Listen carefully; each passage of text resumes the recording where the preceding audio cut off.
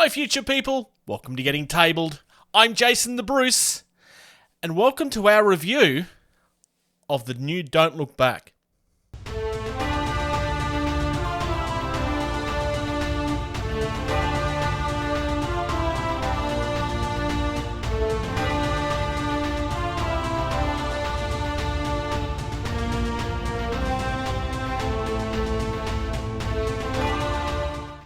It's been no secret that I've been a fan of Don't Look Back from very early days. The game had been around, I think, around 12 months before I discovered it.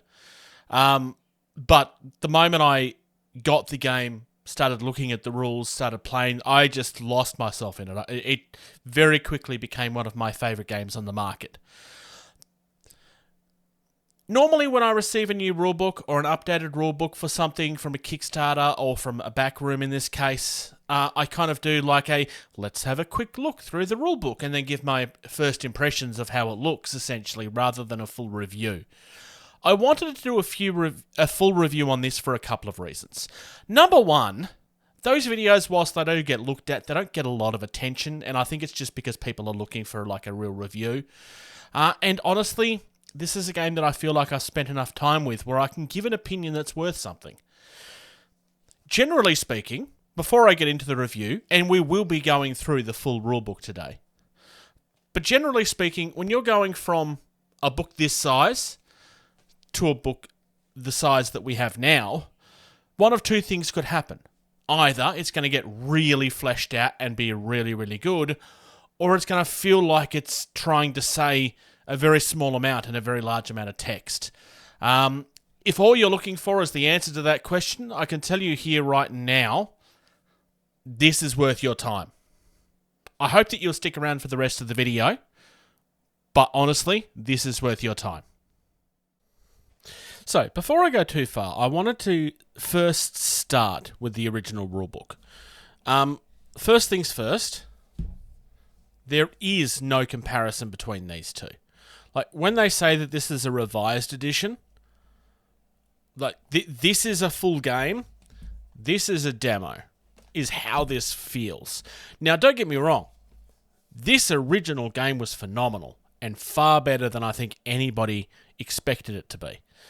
The fact that it became as popular as it did, while only being that thick, says a lot for the people that put this game together.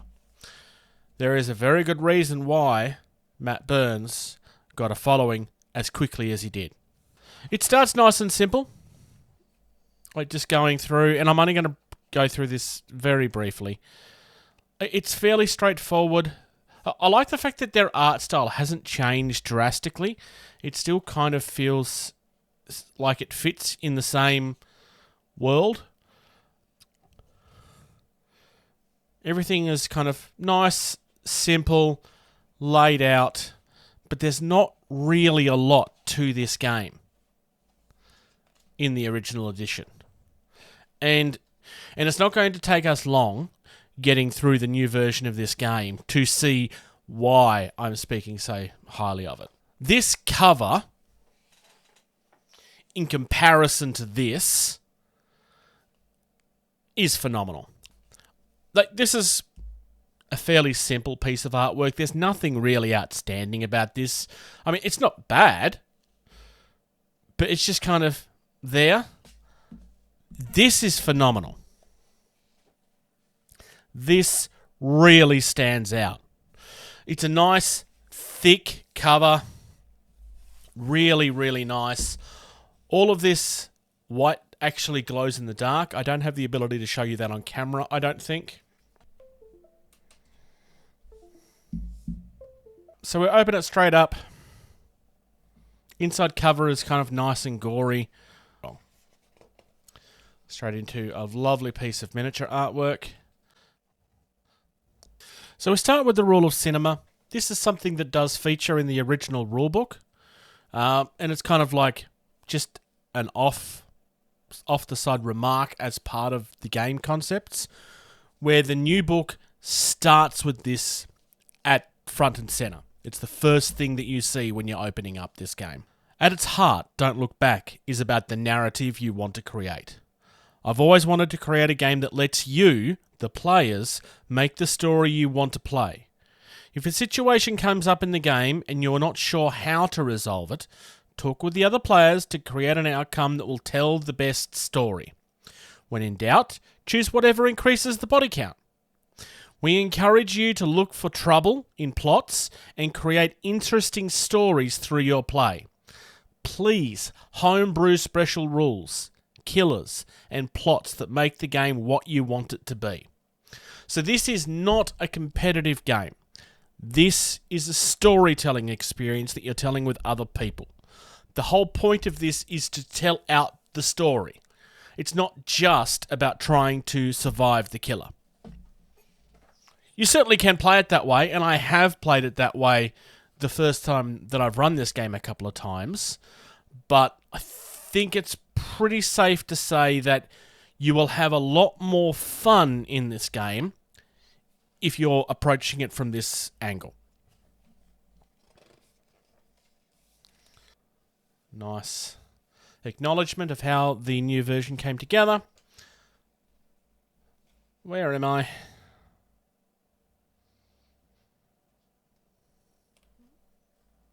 There I am. And then finally, we're into the contents. So already you can start to see just how far in depth this starts to go. There's a couple of things in this that changes quite significantly. For example, we now have the ability to play as the antagonist.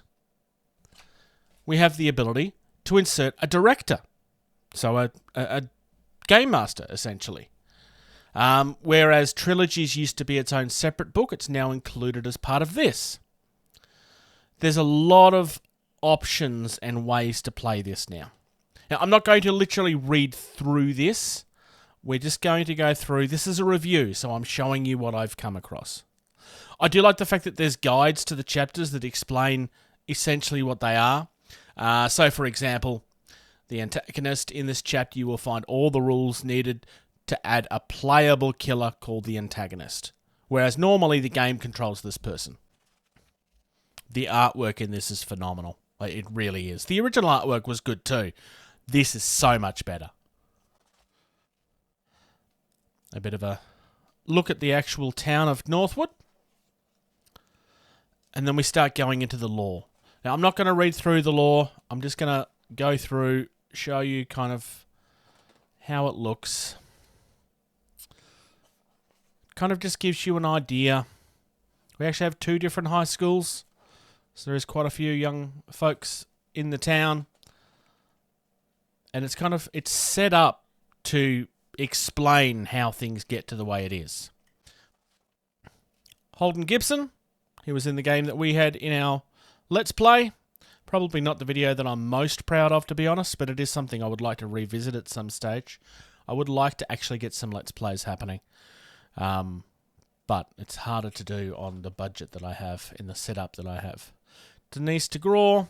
So most of these stories are essentially the same. There's a couple of small differences where things are kind of hinted at rather than said outright. In the original rules, it was kind of hinted that Seth and Alice had a thing for each other, although neither of them were willing to admit it.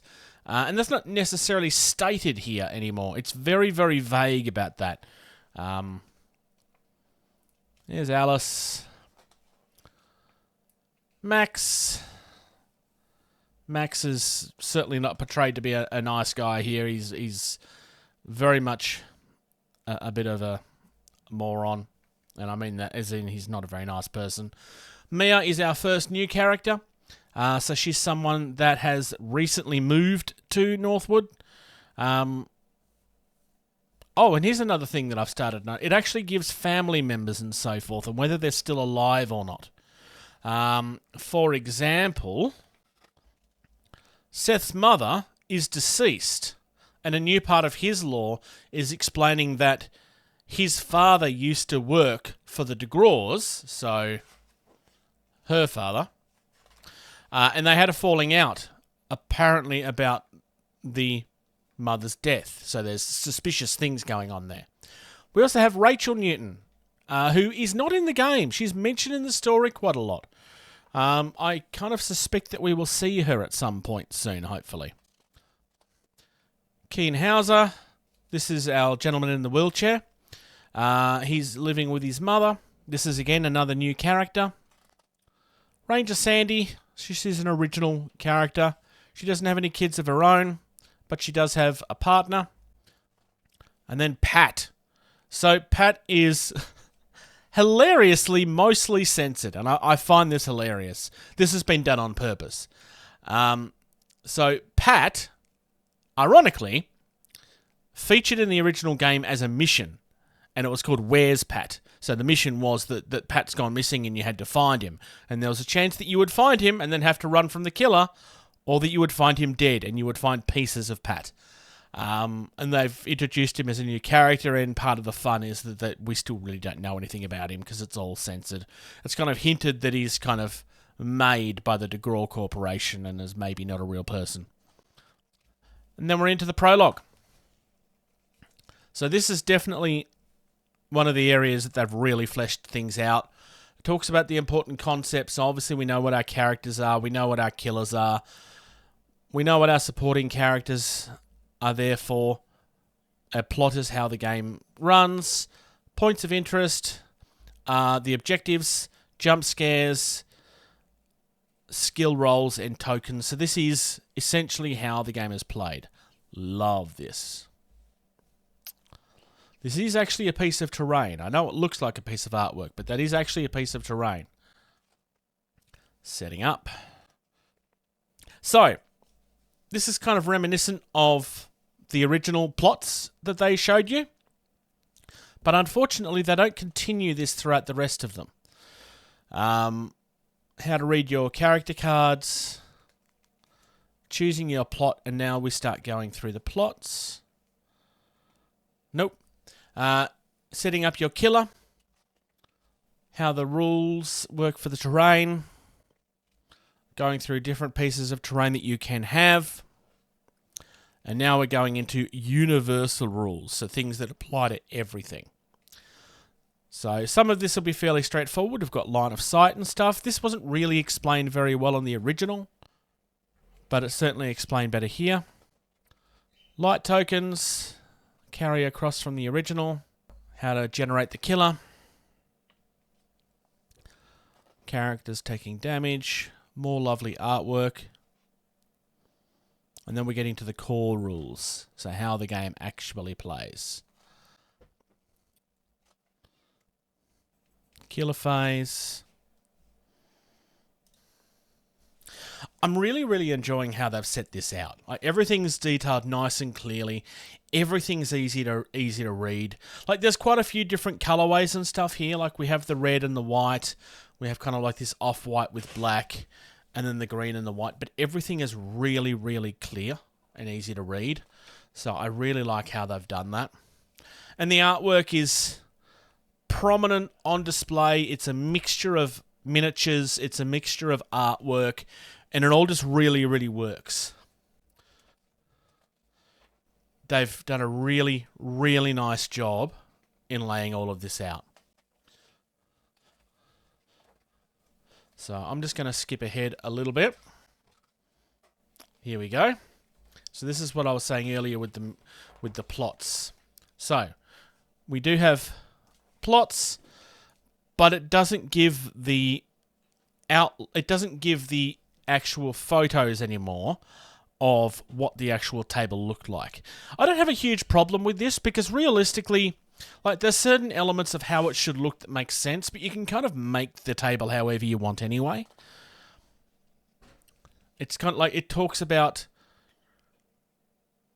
what's important, what the table setup should be, and then you make it your own. I actually like this change. I know that not everybody has liked this change, but I do like this change. Trapped.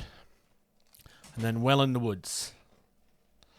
And then we have our plot generator. Now, keeping in mind, we still have like the VHS expansions and everything for this, so there are more plots out there to have, some of which we'll go through in other videos. There are some that I have on the channel already, most of which will need to be updated when the new cards and stuff get done. But there's also a couple of free ones that you can find on the website.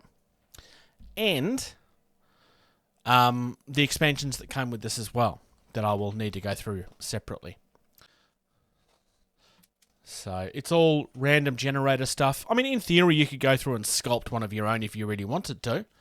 But I think rolling one up and then kind of coming up with the story for it might be the most fun, honestly. And here we are, the Killers of Northwood. So these are all ready-made killers. Some of these are the characters that were on the original plots that we looked at, or the previous versions of plots. Some of these are things that have been hinted at in the past. So the Woodsman, he has stalking, he's mundane, and his traits is violent and patient. We got a full story about who he is. Living Curse is lunge, disjointed, relentless, armed, and dangerous. The Beast of Northwood is like a werewolf type thing.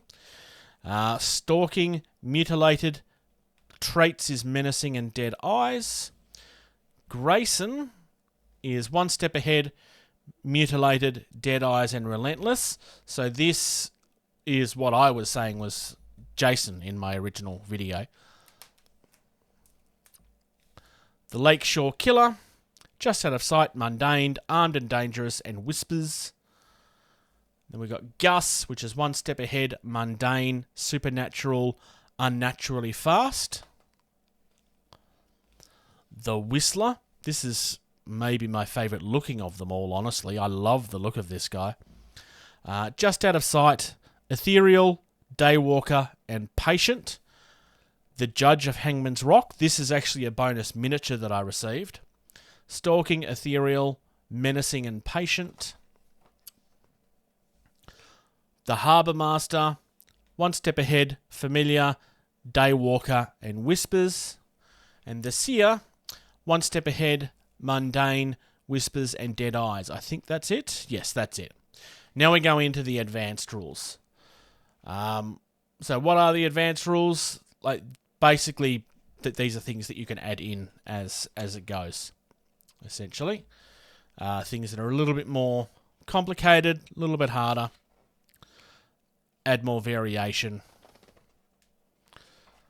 Actually being able to move in the vehicles. This isn't something we had rules for before, so that's brilliant. Companions, didn't have a thing for them previously. Love it. Here's one. Creating your own character. This is huge. So we have archetypes. We have the athlete, the bookworm, the attuned, the brawler, the leader. You choose whether they're an adult or a teen. Customizing the archetype. Examples that they're giving you. Academic abilities. Leadership abilities, combat abilities, mystical abilities, so you can really customize them. Then we have a whole thing of playing with multiple killers, which is obviously something that would be very different. Pack killers. The amount of detail that's gone into this is absolutely phenomenal. Like, it really, really is. Midnight Survival. So this is games for up to 6 players. So this is adding people, basically. Starting Midnight Survival. If we run 1 to 4, it's survival until death. 5 to 8 is overrun. 9 to 10 is Midnight Hunt. So you're rolling randomly, or you could just pick, but to see how it goes. Obviously, because it runs slightly differently, then we have slightly different ways of the game going. And here we have our antagonist. So this is essentially exactly the same thing as creating your own survivor, but it's a killer instead. and you are playing as them first and foremost. Like that is the big thing there. The director is interesting. There's more details in here for the director, probably because it's a more important. Like you are literally controlling how the game works, so there's more that needs to go into this because some of the killer stuff is obviously explained in the killer stuff previously. Trilogies. So these are games that all connect together, how to do that, so on and so forth. Love that piece of artwork. Visions. So this is an example trilogy. This one does give you a bit of a layout, which is nice. Visions 2, again, another layout. Visions 3 will obviously be similar sort of thing. And then the epilogue. Corporate casualties. I might skip through this one because we kind of saw that example in the previous one. Now we have our cards and our reference material. Now there are cards that you can get with the game, but these are ones that you could photocopy and print for yourself if you wanted. That way you've if you're in an area where it's kind of hard to get their miniatures and stuff, then you've got that option of supplying your own. Trait cards, MO cards, item cards. I'm pretty sure most of these are downloadable on the website too. I could be wrong on that. Quick reference, you should always have this in every rulebook that's ever released. The killer phase reference. So all of this is just more information. And they've done a really, really good job. Finishing off with some artwork, as you would expect. Welcome to Don't Look Back, a solo or cooperative miniature game set in the world of Northwood. Prepare to confront a relentless killer whose actions, randomized by the game itself, will keep you on the edge of your seat as you try to guide your 4 characters to safety. Explore the quiet suburbs and bustling city of Northwood, where ancient curses lurk and insidious killers abound. Brace yourself for heart-pounding plots, where survival is paramount and the stakes are higher than ever. But that's not all. Delve into the gripping world with advanced rules featuring the player-controlled killer, known as the antagonist, vehicles, companions, linked play, and custom character creations. Prepare to be captivated by every twist and turn. With Don't Look Back, the possibilities are limitless. Unleash your creativity and recreate your favourite stories from beloved films, books, comics, and more using the game's versatile rules. So remember, no matter what happens, don't look back. So as you can see by going through the rulebook, it is very, very pretty. Which, for someone that picks it up off the shelf and has a quick glance at it, is obviously very important. But all of the things that's been added to this add extra layers to the game. We can now play as the killer. We can now play as the director of the story. We can create our own characters and not just use the pre-generated ones. There is nothing wrong with the pre-generated ones, by the way. They are really good. You could turn this into a full-fledged role-playing game if you really wanted to. Personally, I tend to describe this as somewhere in between a war game and a board game. It probably is a war game by rights, but I think there's enough shared elements that you could make the argument that it's kind of halfway between both. But this adds a lot of role-playing advantages in this as well. It's always encouraged you to tell the story rather than just describe what you're doing. It really lends itself to really telling a true narrative experience. I highly recommend this. If you're someone that has a horror background, if you're someone that enjoys a horror movie, hell, actually, to be honest, even if you don't, there's still a lot of value here. Because you can play this game and take the mickey out of the horror genre all night. You really can. I would like to attempt to do a Let's Play of this again at some stage. I can't say that that's going to happen sometime soon, but I definitely want to attempt to do that again. If you're one of the very, very small number of people that saw the original video and you would like to see me do another one, let me know. But otherwise, if you don't own this, I do recommend it. Go out, get yourself a copy. You will not regret it. It's absolutely phenomenal. You've made it through to the end of another video. Your next mission is to hit subscribe and comment down below. If you'd like to reach out to the team, consider doing that, gettingtabled@gmail.com. Consider subscribing to our Patreon. For only $2 a month, you get early access to almost every single video that we do. Our most active social media is facebook.com/gettingtabled. It's where you'll find everything first. There's also a Discord. There's an invite on screen right now. If you type that in, it'll give you instant access. If you're on Twitter or Instagram, you can find us at gettingtabled. It's not the most active, but it's something we're trying to use more all the time. Come and check out Jason the Bruce at Twitch. He does both video game and hobby content. And of course, without question, play more.